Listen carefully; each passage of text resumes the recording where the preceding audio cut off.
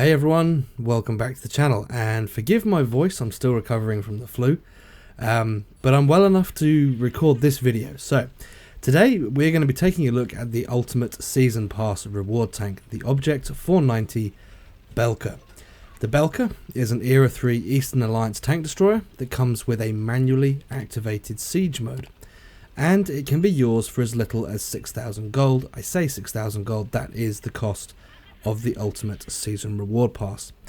Out of the current season, the Belka will retail for 22,500 gold, which is an insane amount of money, and quite frankly I would not spend that amount of money on this tank or any other tank, to be honest. If you want this thing, wait for it to go on sale, but getting one now for 6,000 gold is certainly worth your while, especially considering that the Belka is a crew trainer. So it's got that going for it.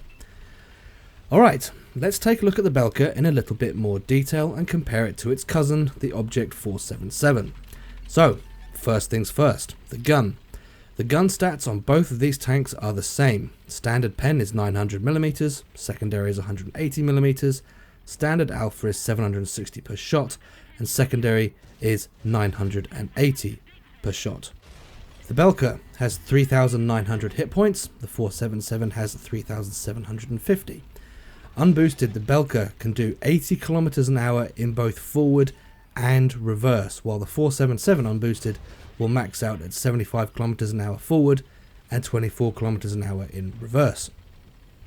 The view range of both tanks is the same, coming in at 505 meters, and finally the moving and still concealment of the Belka is 456 meters and 427, while the 477 has 483 and 471 meters respectively. So at a high level, on paper, there is very little between these tanks. However, when you start to play them, some big differences do start to emerge. From a protection point of view, when compared to the 477, the Belka is lacking quite severely. The lower front plate of the Belka is weak, as well as its sides and rear. Given the Belka has siege mode, it suffers from the weird jelly-like aim issues that all manually operated siege mode tanks have. On most tanks, the aim reticle feels very snappy, sharp, and I want to say connected to the thumbstick. But any tank that's got a manually activated siege mode has this snappiness removed, well, it's replaced by a sort of fluidity to the aim that can feel very disjointing. Couple that with a painfully slow aim time of 2.4 seconds and the Belka can be very difficult to handle. The Belka is also a huge target. Now, I'm not saying that the 477 is any smaller, but from the front there are so many more weaknesses on the Belka. And at this point you might be thinking that this tank isn't, it's just not very good. It's just not a very good tank, why should I get one? But this is where I'd say you're wrong. These weaknesses are what make this thing balanced.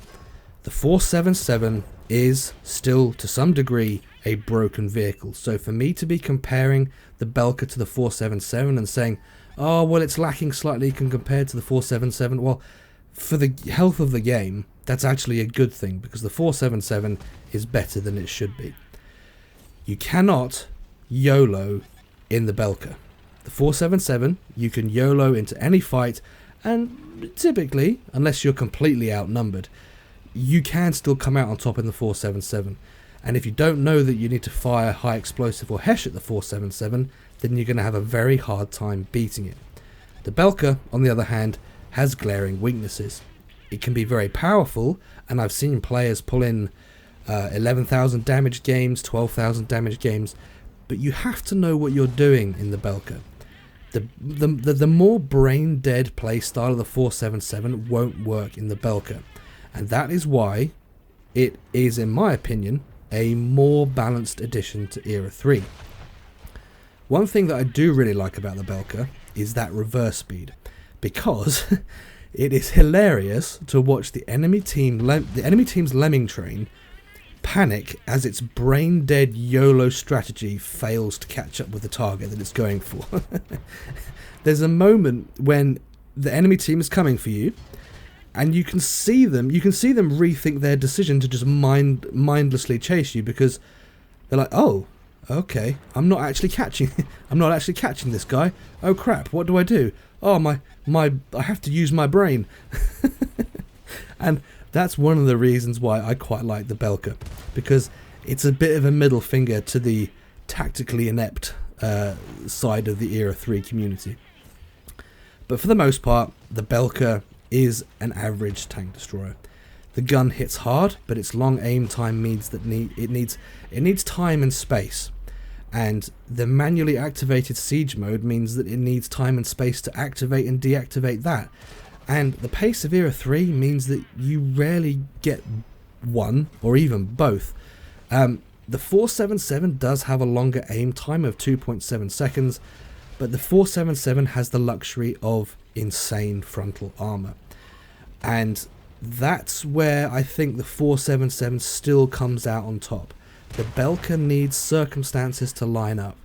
And if circumstances don't line up for you, it can be a hard one to play, because of everything I've mentioned, and it's got that limited gun traverse, and it's got the weird angle on the turret, which means the gun isn't always useful at all angles.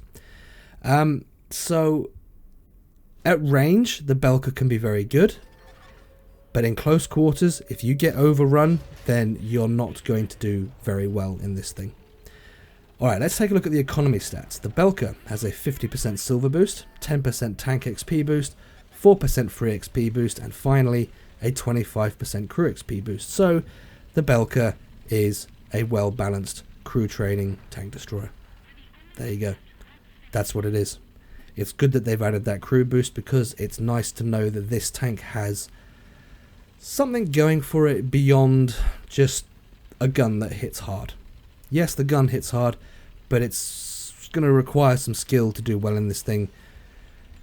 And it's nice that you can also get that little bit of extra crew experience out of this tank, and for that reason, that's why I think it's definitely worth the 6,000 gold for the Ultimate Season Pass price.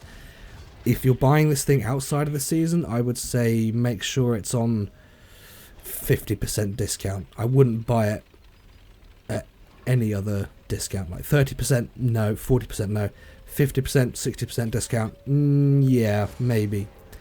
I would consider buying this thing then, if that's the price. But for the most part, this is a hard-hitting, well-balanced tank destroyer that doubles up as a crew trainer in Era 3. So if that's of interest to you, then you should definitely grab one of these. But it is a tank that will require some skill from you as the player. Alright folks, that's all I've got for this one. If you've enjoyed this video, please leave it a like, if not a dislike. Subscribe if you haven't already, and I'll catch you in the next one.